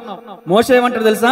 అల్పకాల పాప భోగములు అనుభవించుట కంటే నా దేవుని ప్రజలతో శ్రమ అనుభవించుట మేలు. నువ్వు దేవుని సన్నిధిలో ఉంటే సంతోషం అనుకుంటున్నావా? చుట్టాలు పక్కాలు బంధువులతో వెళ్తే సంతోషం అనుకుంటున్నావా? అది తాత్కాలికం మాత్రమే. నిజమైన సంతోషం దేవుని సన్నిధిలోనే ఉంది. దేవుని స్తోత్రం చెప్పండి గట్టిగా. 4 సమాధానం కోల్పోయాడు. 4వ మాట రాసుకోండి. 3లో 4వ మాట. యేసు ప్రభువు వారు ప్రత్యక్షమైన వెంటనే ఏమన్నారైనా? మీకు సమాధానము అన్నారా లేదా? యోహాను సువార్త 20వ అధ్యాయం అండి. ఆయన మధ్యన నిలిచి మీకు సమాధానము కలుగునుగాక అని వారితో చెప్పాను. 4వ మాట సమాధానాన్ని కోల్పోయిన తోమ. తర్వాత 5వ మాట యోహాను సువార్త 20వ అధ్యాయం 21వ వచనం. యేసు మరలా మీకు సమాధానము కలుగునుగాక, తండ్రి నన్ను పంపిన ప్రకారము నేను మిమ్మును పంపుచున్నానని వారితో చెప్పాను. దీన్ని ఏమంటారంటే పిలుపు. భయపడి దాగుకుని ఏమంటే దేవునికి ప్రార్థన చేయొచ్చు, ఒకవేళ చేస్తూ ఉన్నారేమో. వాళ్ళతో ప్రభు అంటున్నాడు, రండి, నా దేవుడు నన్ను పంపినట్టు నేను మిమ్మల్ని పంపుతున్నా. దీన్ని ఏమంటారంటే పిలుపు అంటారు. సువార్త పిలుపును కోల్పోయిన తోమ. రాసుకోండి 5వ మాట, సువార్త పిలుపును కోల్పోయిన తోమ. ఈ విషయాలన్నీ లోతుగా 2 సంవత్సరాల క్రితం చెప్పానండి. థామస్ సండే అని మన యూట్యూబ్ ఛానల్లో ఉంటుంది. అవసరమైతే నేను యూట్యూబ్ ఛానల్లో మీకు ఆ వీడియో తీసి పెడతాను. ఈ తోమ కోల్పోయిన ఆశీర్వాదాలు, వీటి గురించి లోతుగా తెలుసుకోవాలంటే ఆ వీడియో చూడండి. ఓకే. 6వ మాట, పరిశుద్ధాత్మ శక్తిని కోల్పోయాడు. 20వ అధ్యాయం 22వ వచనం చూడండి. యోహాను సువార్త 20వ అధ్యాయం 22వ వచనం. ఆయన ఈ మాట చెప్పి వారి మీద ఊది, తీసుకెళ్ళిపోండమ్మా, పిల్ల పిశాచిలాగా ఉన్నది పిల్ల, తీసుకెళ్ళిపోండి. మీకు ఉండాలి జ్ఞానం. తల్లి లేకుండా పిల్ల రావడం ఏంటి? దేవుని స్తోత్రం చెప్పండి గట్టిగా. చదవండి ఇప్పుడు. ఇప్పుడు చెప్పండి, ఏం కోల్పోయాడు తోమా? కోల్పోయలేదు. ఉన్నమాట చెప్తున్నా, లేని మాట చెప్తున్నానా? అదే ఈ 10 మందితో తోమా కూడా ఉన్నాడు అనుకో, ఏం పొందుకునేవాడు? పరిశుద్ధాత్మ శక్తిని పొందుకునేవాడా? దేవుని వాక్యం చెప్తుంది, ఎవడైనను నా ఆత్మ లేనివాడు వాడు నా వాడు. దేవుని ఆత్మ ఎక్కడ ఉండునో అక్కడ స్వాతంత్రం ఉండును. దేవుని ఆత్మ చేత ఎంతో నడిపించబడుదురో దేవుని పిల్ల. ఎన్ని చెప్పాలి ఇలా చెప్పుకుంటూ వెళ్తే? ఒక్క ఆదివారమే కదా నువ్వు అనుకుంటున్నావు. స్పిరిచువల్గా నువ్వు ఒక్క ఆదివారం మానేసి నువ్వు దేవుని ఆత్మలో పాలు తక్కువైపోతే నువ్వు దేవుని రాజ్యానికి వెళ్ళావు. కరెంట్ శక్తిని మాట చెప్పనా? దేవుడు మోషేని పరిపూర్ణంగా అభిషేకించాడు. మోషేకి విసుగుదలు వచ్చి, నేను వీరిని కన్నానా, నా వల్ల కాదు, నేను వీళ్ళకి పరిష్కారం చేయలేకపోతున్నాను, నాకేదో ఒకటి చేయ ప్రభు అంటే, సరే ఓ 70 మందిని నిలబెట్టి నీ ఆత్మలో పాలు వాళ్ళ మీద ఉంచేలా చేయి అంటే, మోషేలో ఉన్న ఆత్మలో పాలు అంటే, ఆత్మలో పాలు ఏమైంది ఆ 70 మంది మీదకి? ఇప్పుడు తనలో ఉన్న ఆత్మలో పాలు తక్కువ అయిపోయింది. పరిశుద్ధాత్మలో పాలు అంటే దాన్ని ఏమంటారంటే కొలత. పరిశుద్ధాత్మ యొక్క నింపుదల తక్కువ అయిపోయింది. దేవుని ఆ కానంలో అడుగు పెట్టలేకపోయాడు తెలుసా మోషే. నువ్వు దినదినము దేవుని ఆత్మ చేత నింపబడాలి, దేవుని వాక్యం చేత నింపబడాలి. దేవుని ఆత్మ చేత ఒక్కసారి నింపబడితే సరిపోదు, దినదినము నువ్వు దేవుని ఆత్మ చేత నింపబడాలి, దేవుని ఆత్మ చేత నడిపించబడాలి. దేవుని స్తోత్రం చెప్పండి గట్టిగా, హల్లెలూయా. పరిశుద్ధాత్మ శక్తిని కోల్పోయిన తోమ. 7వ మాట రాసుకోండి, సాక్ష్యాన్ని కోల్పోయాడు. ఆఖరి మాట, ఒకటే మాట. 10 మంది ఒక చోట ఉన్నారు, తోమ అక్కడ లేడు. అంతకుముందు అన్నాడు ఆయనతో పాటు బతుకుదాం, చచ్చిపోతే ఆయనతో పాటు చచ్చిపోదాం అన్నాడు. మరి ఇప్పుడు ఏమైంది? ఆయన చనిపోయిన తర్వాత ప్రార్థన పోయింది, వాక్యం పోయింది, ఏమండి మీటింగ్ పోయింది, సువార్త పోయింది, ఆత్మల వారం పోయింది, అన్ని పోయినాయి. ఒంటరిగా ఎక్కడికి వెళ్ళిపోయి కూర్చుని ఏడుతున్నాడు. యేసు ప్రభు లేడే, ఆయన నన్ను రమ్మని అనలేదే, నాకు అవకాశం. మరి ఎందుకు బాధపడుతున్నాడు? దేనికి భయపడి, దేనికి బాధపడి, దేనికి విచారపడి రాలేదో ఈ 10 మందితో లేడు నాకు తెలియదు. కానీ ఎందుని బట్టైనా కావచ్చు ఈ 7 విషయాలు కోల్పోయాడండి. ఏమేమో త్వరగా చెప్పండి. నెంబర్ 1, అందరూ బిగ్గరగా చెప్పాలి. Number 1, number 2, number 3, 4, number 5, 6, 7. మీరు కూడా ఒక ఆదివారం మందిరానికి మానేస్తే మరి మీరు కూడా ఇవన్నీ. దేవునికి స్తోత్రం చెప్పండి. ఇప్పుడు 4వ మాట రాసుకోండి. యోహాను సువార్త 20వ అధ్యాయం 25వ వచనం. యోహాను సువార్త 20వ అధ్యాయం 25. గనుక 24 కూడా చదువు మళ్ళీ. యేసు వచ్చినప్పుడు 12 మందిలో ఒకడైనా లేకపోయిను గనుక తక్కిన శిష్యులు అంటే మిగిలిన 10 మంది ఇప్పుడు తోమా దగ్గరికి వెళ్ళారో, తోమా వీళ్ళ దగ్గరకు వచ్చాడో తెలియదు, కానీ మేము ప్రభువును చూచితమని అతనితో చెప్పగా అతనేమన్నాడు చూడండి, నేను ఆయన చేతులలో మేకుల గుర్తును చూచి నా వ్రేలు ఆ మేకుల గుర్తులో పెట్టి నా చెయ్యి ఆయన పక్కలో ఉంచితేనే కానీ నమ్మనని కూడా అంటలా, నమ్మనని. ఏమండి, యేసుప్రభులో బ్రతుకున్నప్పుడు ఈ శిష్యులతో కలిసి నడిచినప్పుడు ప్రధాన యాజకులు నన్ను పట్టుకుంటారు, సిలువుకు అప్పగిస్తారు, నేను చనిపోతాను, 3వ దినాన్ని లేపబడతాను, ఎన్నిసార్లు చెప్పాడు యేసుప్రభుల వారు. ఏమండి, వీళ్ళకి ఆ జ్ఞానం ఉండాలి కదా. దేవాలయాన్ని చూసి కూడా ఒక మాట అన్నారు, ఈ దేవాలయాన్ని పడగొట్టండి 3వ దినాన్న. అంటే దాని అర్థం ఏంటి? వాళ్ళు అక్షరార్థంగా కట్టబడిన దేవాలయం అనుకున్నారు, తనను గురించిన మాటని వాళ్ళు గ్రహించలేకపోయారు. 3వ దినమున లేపుతాను అన్నాడు, 3వ దినాన లేస్తానన్నాడు. ఈ మాటలన్నీ మర్చిపోయాడు తోమా. నేను నమ్మనా, చనిపోయినాడు బతుకుతుంటే నమ్ముతారా ఈరోజున?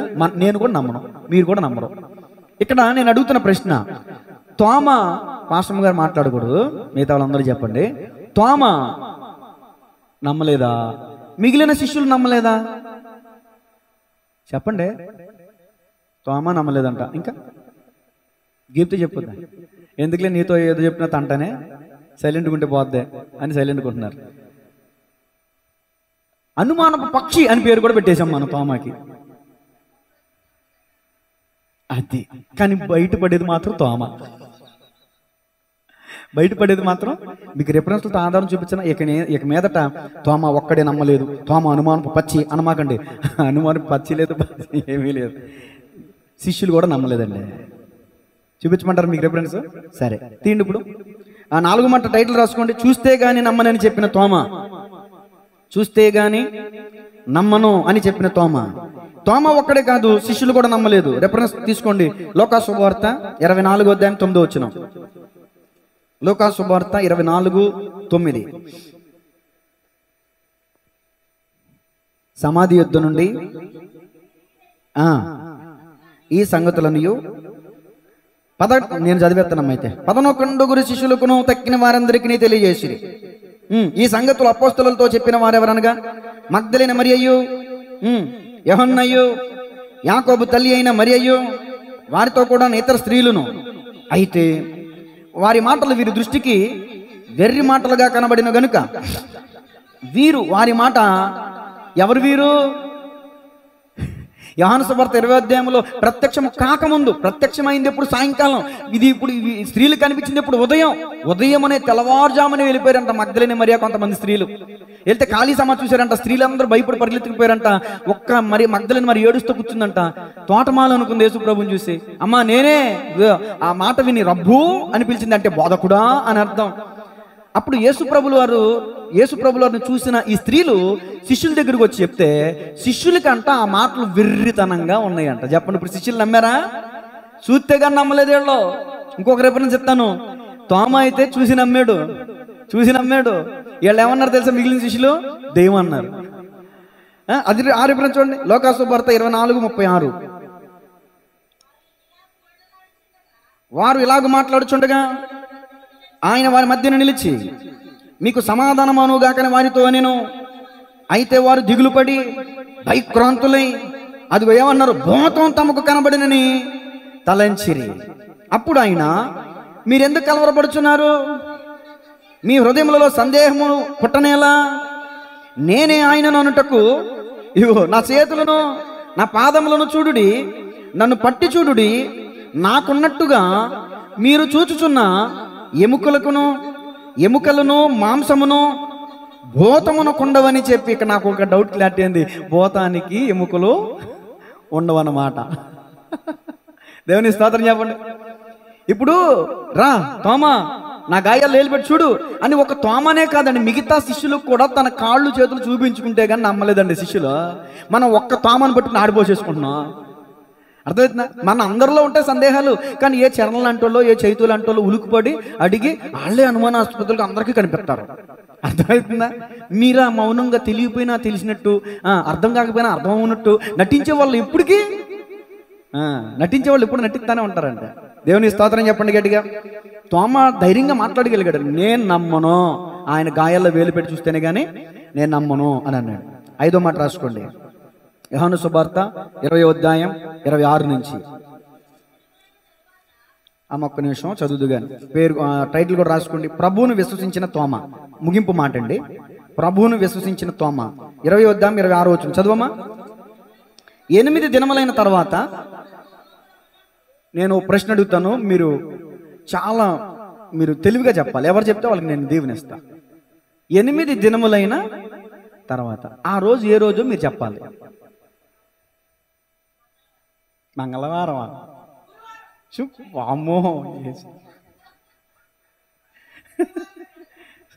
రజనీ గారు ఏదో చెప్పండి అమ్మా. శనివారం, ఆదివారం ఇద్దరు చెప్పారు. అందరూ సపోర్ట్లు కొట్టండి ఇద్దరికి. మిగతా వాళ్ళు కూడా సపోర్ట్లు కొట్టండి. చెప్పినందుకు కొట్టనా. 8 దినములైన తర్వాత అంటే నేను ఇంతకుముందు మీకు చెప్పా, మీకు ఒక మాట రావాలి. పునరుద్ధానుడైన తర్వాత ఉదయం స్త్రీలకు కనిపించాడు, సాయంకాలం శిష్యులకు కనిపించాడు. ఇక్కడ ఏమన్నది? 8 దినములైన తర్వాత, అంటే 8వ దినమున. ఏమండి, ఇప్పుడు ఈరోజు ఆదివారం కదా, మళ్ళీ 8వ రోజు ఏదో వస్తుంది, మళ్ళీ ఆదివారం ప్రత్యక్షమయ్యాడంట యేసు ప్రభు. అర్థమవుతుందా? ఇప్పుడు మళ్ళీ తోమాకి పర్సనల్గా ఉంటే కనిపించాడా? ఇప్పుడు తోమా కూడా గుంపులో ఉన్నాడు. అర్థమవుతుందా? మళ్ళీ వేరుగా ఉన్నాడు అనుకో, తోమా కనిపించేవాడు కాదు. నువ్వు ఎన్ని ఆదివారాలు నువ్వు ఒంటరికి వెళ్ళిపోతావో, ఎంతకాలం నువ్వు దేవుని సన్నిధిని కోల్పోతావో నాకు తెలియదు, కానీ తోమా ఒక్క ఆదివారం మిస్ అయ్యాడు. 8వ రోజైన ఆదివారం తోమా కూడా ఉన్నాడు, తోమా అక్కడ కూడా ఉన్నాడు. ఇప్పుడు తోమాకి ఆయనకి జరుగుతుంది డిస్కషన్. చదవండి అమ్మా. 8 దినములైన తర్వాత ఆయన శిష్యులు మరలా లోపల ఉన్నప్పుడు తోమా వారితో కూడా ఉండెను. తలుపులు మూయబడి ఉండగా యేసు వచ్చి మధ్యను నిలిచి, మీకు సమాధానం కలుగునుగాక నేను. తరువాత తోమాను చూచి, నా చేతులు చూడుము, నీ చెయ్యి చాచి నా పక్కలో ఉంచి, అవిశ్వాసివి కాక విశ్వాసివై ఉండుమనెను. అందుకు తోమా ఆయనతో, నా ప్రభువా, నా దేవా అనెను. యేసు, నీవు నన్ను చూచి నమ్మితివి, చూడక నమ్మిన వారు ధన్యులని అతనితో చెప్పి. ఇప్పుడు నేను మళ్ళీ మిమ్మల్ని ప్రశ్న అడుగుతున్నా. చూచి నమ్మింది తోమా, చూడక నమ్మింది ఎవరు? ఎంతకుముందు గొంతు గురించుకుని 2 రెఫరెన్స్లు ఇచ్చా. ఆయన తాను చూపించుకుంటే కానీ నమ్మలేదు, వాళ్ళు పోతాం అన్నారు. చూడక నమ్మింది ఎవరు?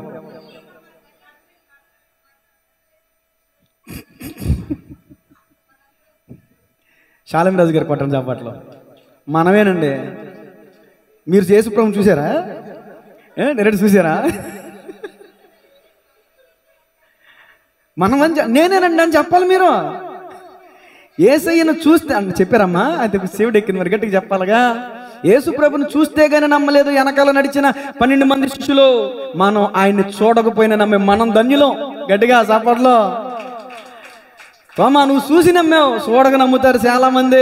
వాళ్ళు ధన్యులయ్యా. మన గురించి చెప్పిన మాట అండి అదే. దేవునికి స్తోత్రం చెప్పండి. మనలో కొంతమంది ఉన్నారండి, మినిస్ట్రీ పేరు ఈ మధ్య ధైర్యంగా చెప్పేస్తున్నాను, BOUI. చూడండి, ఆ సంస్థ మన ఆత్మీయ సహోదరులే కాబట్టి చెప్పేస్తున్నా, యేసుని దేవుడు కాదంటున్నారు. ఇక్కడ తోమా యేసు ప్రభుని చూసి ఏమన్నాడు చూడండి. మూసేశారా బైబిల్లో? చదివమ్మా స్పష్టంగా. తోమా ఆయనతో, నా ప్రభువా, నా దేవా. దేవా అంటే దేవుడే కదా, మరి యేసు దేవుడు కాదంటారేంటి? ఆయన ఆరాధించకూడదు అంటారేంటి? ఆయనకు మొక్కొద్దు అంటారేంటి? జ్ఞానులు ఆయనకు మొక్కలేదా? కుష్ఠరోగి ఆయనకు మొక్కలేదా? శిష్యులు ఆయనకు మొక్కలేదా? ఆయన వర్షిప్ చేయలేదా? ప్రతి ఆదివారం మన ఆరాధన ఏర్పాటు చేయలేదా? అంతకుముందు పాత నిబంధన గ్రంథం ప్రకారం సబ్బాత్ అయితే శనివారం 7వ దినం. అమ్మా చెప్పేశాను. అసలు 7వ రోజు అంటే ఏంటో తెలుసా? ఆదివారం కాదు. 7వ రోజు అంటే ఆదివారము. ఆది అనగా మొదలు. ఆదివారం మొదటి రోజు, సోమవారం 2, మంగళవారం, బుధవారం, గురువారం, శుక్రవారం, శనివారం, 7వ రోజు. 7వ దినం విశ్రాంతి దినం అంటే సద్భాతు. ఇప్పటికీ 7th డే వర్షిప్ చేసే ఆరాధికులు కూడా ఉన్నారు. శనివారం ఆరాధించే మందిరాలు కూడా కొన్ని వాళ్ళు ఆదివారం ఆరాధన పెట్టుకోవాలి 7th డే వర్షిప్ అంటే. ఏమంటే సరే, వాళ్ళ గురించి నాకు అవసరం లేదు, కానీ నేను చెప్పే మాట ఏంటంటే, తోమా కన్నులు తెరవబడి యేసులో ఉన్న దైవత్వాన్ని గుర్తించాడు. నా ప్రభువా, నా దేవా. ప్రభువా అనే మాటకి గ్రీకులో కురియోస్ అంటారు, అంటే దాని అర్థం యెహోవా. రాసుకోండి, గ్రీకులో ప్రభువా అనే మాటకి గ్రీకులో కురియోస్ అనే అర్థం. కురియోస్ అంటే యెహోవా. ఆయనే యెహోవా, ఆయనే తండ్రి, ఆయనే కుమారుడు, ఆయనే పరిశుద్ధాత్మ. ఇది మనోనేత్రాలు తెరవబడిన వాళ్ళకి తప్ప ఏమండి సాధారణంగా ఉంటే మనకు అర్థం కాదు. సరే, యేసు ప్రభులు వారు దేవుడో కాదో మరొక రిఫరెన్స్ చూడండి. రోమా 9:5. రోమా 9:5 ముగింపు మాటలు. రోమా 9:5. పితరులు వీరి వారు శరీరమును బట్టి క్రీస్తు వీరిలో పుట్టెను. ఈయనంటే ఎవరమ్మా? యేసుక్రీస్తు. ఇప్పుడు అది అలా పెట్టి చదువు. ఈయన అనే ప్లేస్లో యేసుక్రీస్తు అని పెట్టి చదువు. యేసుక్రీస్తు సర్వాధికారి అయిన దేవుడయుండి నిరంతరము స్తోత్రార్హుడై ఉన్నాడు. ఆమేన్. ఇంకా మీకేంటి రిఫరెన్స్ ఏం కావాలి చెప్పండి? యేసు ప్రభు దేవుడే కదా. దేవుడు కాదనే వాళ్ళకి ఈ రిఫరెన్స్ అంటే, ఈయన సర్వాధికారి అయిన దేవుడు అని వాక్యం చెప్తుంది. అసలు యోహాను సువార్త 1:1 చదవండి అందరికి. ఆది యందు వాక్యం ఉండెను, వాక్యము దేవుని యొద్ద ఉండెను, వాక్యము దేవుడై ఉండెను, ఆయన ఆది యందు దేవుని యొద్ద ఉండెను. 14 వచ్చిన చదువమ్మా. అద్దుగో ఆ వాక్యమే శరీరధారి అయి కృపాసత్య సంపూర్ణుడిగా మన మధ్య నివసించిన. మీకు డౌట్ క్లారిటీ అయిపోయిందా? వాక్యమే దేవుడు, ఆయన లేకుండా ఏది కలగలేదంటండి. ఆది యందు ఆయన దేవుని యొద్ద ఉన్నాడంట. ఆది యందు ఆయన అంటే యేసు ప్రభుల వారు దేవుని యొద్ద ఉన్నారు. వాళ్ళిద్దరూ ఉన్నారు, ముగ్గురు ఉన్నారు, తండ్రి కుమార పరిశుద్ధాత్మ. ముగ్గురు వ్యక్తులుగా లేరు కానీ త్రియేక దేవుడు. అదేంటంటే మీరే ముగ్గురు అన్నారు, మళ్ళీ ఏక అన్నారు, మీకు అర్థం కావట్లేదు కదా. ఇప్పుడు నేను ఒక్కడిని, నాలో 3 భాగాలు ఉన్నాయి. 1 శరీరం, 2 రక్తం, 3 ప్రాణం. రక్తమే దేహానికి ప్రాణం. రక్తం లేకపోతే నేను బతుకుతానా? బతకను. ఆత్మ నాలో నుంచి వెళ్ళిపోయింది అనుకోండి, నేను బతుకుతానా? బతకను. అంటే నేను ఒక్కడిని బతకాలంటే నాలో ఎన్ని భాగాలు ఉండాలి? శరీరం ఉండాలి, ప్రాణం ఉండాలి, ఆత్మ ఉండాలి. భక్తుడు అంటాడు, నా ప్రాణమా, నా అంతరంగమున నా సమస్తమా యెహోవాను సన్నుతించుము. తనలో తాను మాట్లాడుకుంటున్నాడు. ఆదికాండం 1వ అధ్యాయంలో దేవుడు కూడా సంభాషించినట్లు కనిపిస్తుంది. ఆదాము మనలో ఒకని వంటి వాడాయను. అంటే మనం అంటే ద్విపది, అంటే అక్కడ బహుళత్వం కనిపిస్తుంది. అంటే ముగ్గురుగా కాదు, ఆయన తనలోనే తాను మాట్లాడుకుంటున్నారు అనుకుంటాను నేను. దేవుని స్తోత్రం చెప్పండి గట్టిగా. కాబట్టి ముగ్గురు వ్యక్తులుగా ఉన్నారు. తండ్రి దేవుడు, యేసు ప్రభు దేవుడు కాదు. తండ్రి అయిన దేవుడు ఆయన తండ్రి, యేసు ప్రభు మనకు అన్న, పరిశుద్ధాత్మ తాత అని చెప్పేవాళ్ళు ఉన్నారు. ఏంటంట?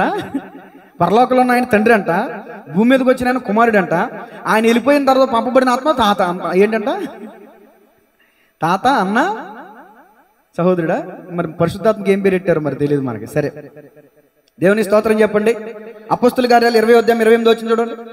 ఈ రిఫరెన్స్లను మీరు కోడ్ చేసుకోవాలండి. మనల్ని ప్రశ్నిస్తారు, అన్యులు కాదు, మన క్రైస్తవులు వచ్చి మనల్ని వాష్ చేస్తూ ఉంటారు, బ్రెయిన్ వాష్ చేస్తూ ఉంటారు. ఒక మాటమ్మా, ఆదివారం ఆరాధనకి వెళ్తున్నారు, మీరు నరకానికి వెళ్ళిపోతారు.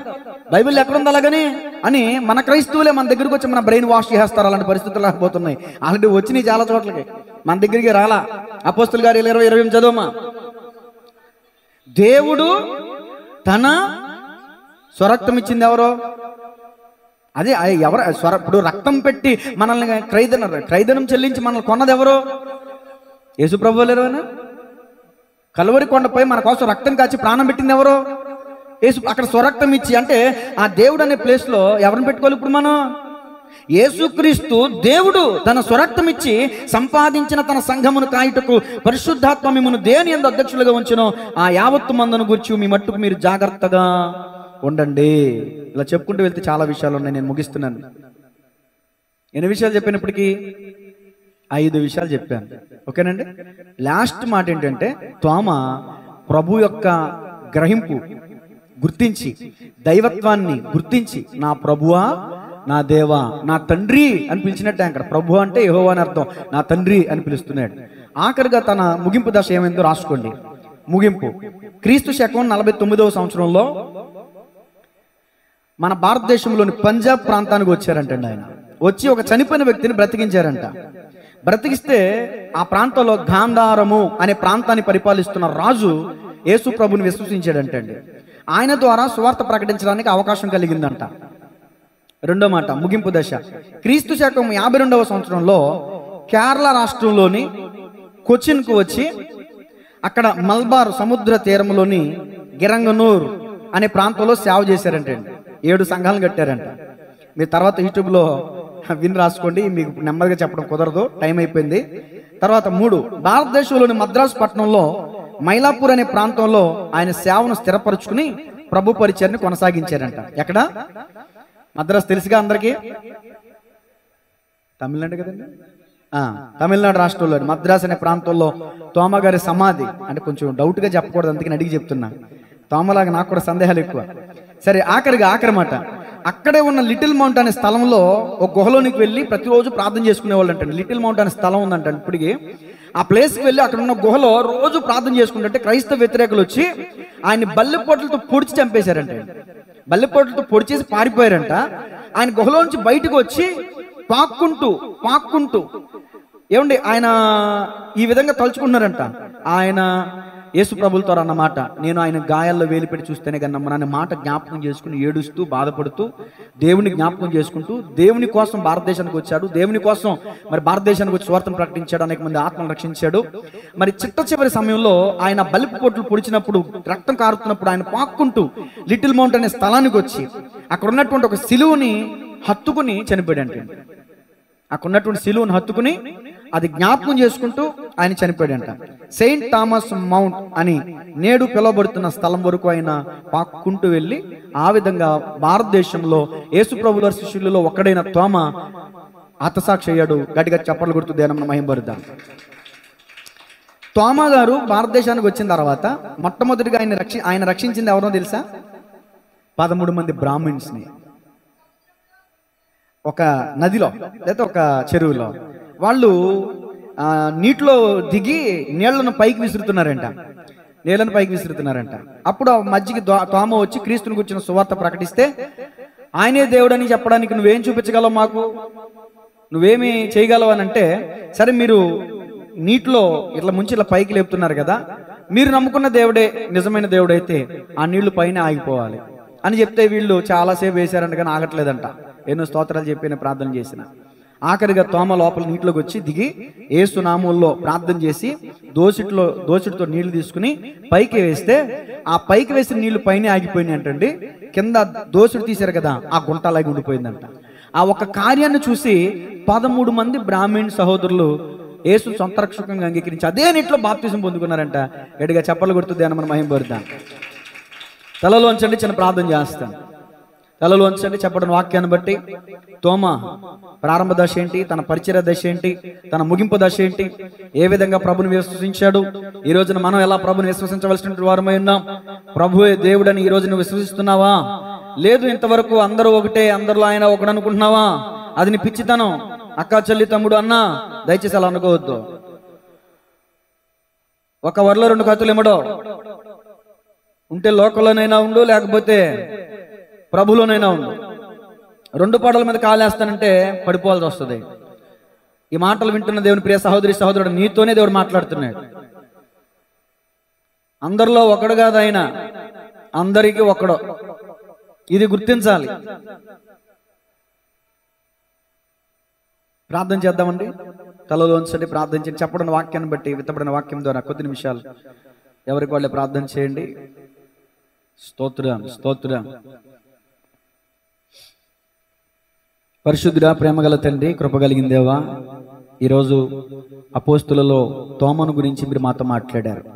నిజమే, తోమ వల్లే ఈ రోజున అనేక విషయాల్లో మేము కూడా అనుమానాలు, ఆలోచనలు, సందేహాలు పెట్టుకుని మిమ్మల్ని వెంబడిస్తున్నాం. ఈరోజు ఈయన ద్వారా మేము నేర్చుకున్న పాఠం ఏంటంటే, సందేహంతో మిమ్మల్ని వెంబడించకూడదు, అనుమానములతో నేను వెంబడించకూడదయ్యా. హృదయపూర్వకంగా నిజముగా నేను విశ్వసించాలి ప్రభువా. అయ్యా, మా కళ్ళు తెరవబడాలి అయ్యా, మా మనోనేత్రాలు వెలిగించబడాలి, మా హృదయం తెరవబడాలి ప్రభువా. ఏ విధంగా ఇదిగో నీ గాయాలు చూచి నా దేవా, నా ప్రభువా అని నేను విశ్వసించాడో, ఈ రోజున తండ్రి చూడకయే నీ బిడ్డలను ఎంతో నమ్ముతున్నారు ప్రభు. అందుని బట్టి స్తోత్రాలు. నిజమే, నువ్వు చూచి నమ్మావు, చూడక నమ్మిన వారు ధన్యులని సెలవిచ్చావు. ఈ రోజు ఇదిగో సంఘంలో ఉన్న బిడ్డలందరూ కూడా నిన్ను చూడకే నమ్మారు ప్రభు. నీ వాక్యాన్ని విని విశ్వసించి నీ మందిరానికి వచ్చిన వారే కదా ప్రభు. నిజమే, నీ బిడ్డలందరూ ధన్యులు. నా సన్నిధిలో నిలిచి భాగ్యం నేను ఎక్కిత్తును అన్నట్లుగా ఈరోజు సన్నిధిలో ఉన్నవారు భాగ్యవంతులు. ఈరోజు మందిరానికి వచ్చిన వారు సహవాసంలో ఉన్నారు. సహవాసము ద్వారా, ఐక్యత ద్వారా ఆశీర్వాదాన్ని పొందుకుంటారు, సమాధానాన్ని పొందుకుంటారు, సంతోషాన్ని పొందుకుంటారు, అయ్యా పరిశుద్ధాత్మను పొందుకుంటారు, సాక్ష్యాన్ని కాపాడుకుంటారు. కానీ ఒక్క ఆదివారం లేని కారణంగా తోమ తన సాక్ష్యాన్ని కోల్పోయాడేమో.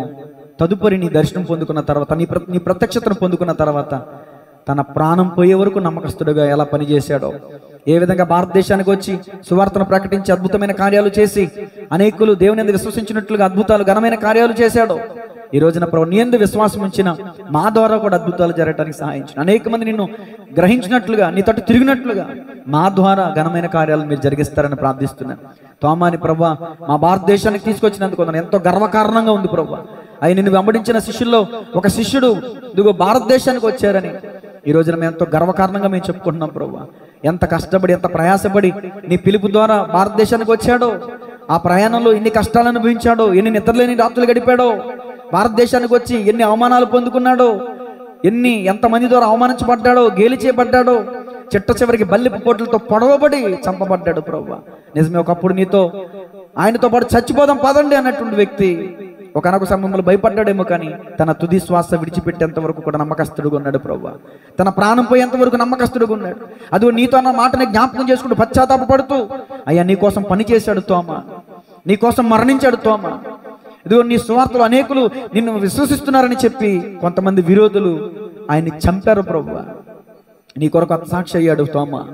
ఈ రోజున మేము ఎలా జీవిస్తున్నాం? సంతోషంగా ఉంటే నిన్ను వెంబడించే వరకు ఉంటున్నాం, బాధ వస్తే నిన్ను విడిచిపెట్టే వరకు ఉంటున్నాం. అలా కాదు ప్రభువా. ఇదిగో రోగాల పాలైపోయాడు, ఒంటి నిండా కురుపులు, గోళ్ళు కూడా లేవు. అలాంటి స్థితిలో బూడిలో కూర్చున్న యోబు అంటాడు, యెహోవా ఇచ్చాను, యెహోవా తీసుకున్నాను. ఆరోగ్యం ఉన్నా లేకపోయినా, ఆస్తిపాస్తులు ఉన్నా లేకపోయినా, అండదండ ఉన్నా లేకపోయినా, ఏమున్నా లేకపోయినా నేను స్తుతించాడు ప్రభువా యోబు. నేను స్తుతించాను ప్రభువా షద్రక్ మేషక్ అబేద్నెగోను వారు. అయ్యా మరణకరమైన స్థితిలో కూడా నిన్ను స్తుతించాడు దానియేలు. సింహాల బోనులో కూడా వర్షిప్ చేశాడు దానియేలు. సింహాల బోనులో వేయబడిన దానియేలు కూడా ప్రార్థన చేశాడంట ప్రభు మోకాళ్ళలోని. ఎంత గొప్ప సంగతి ప్రభు.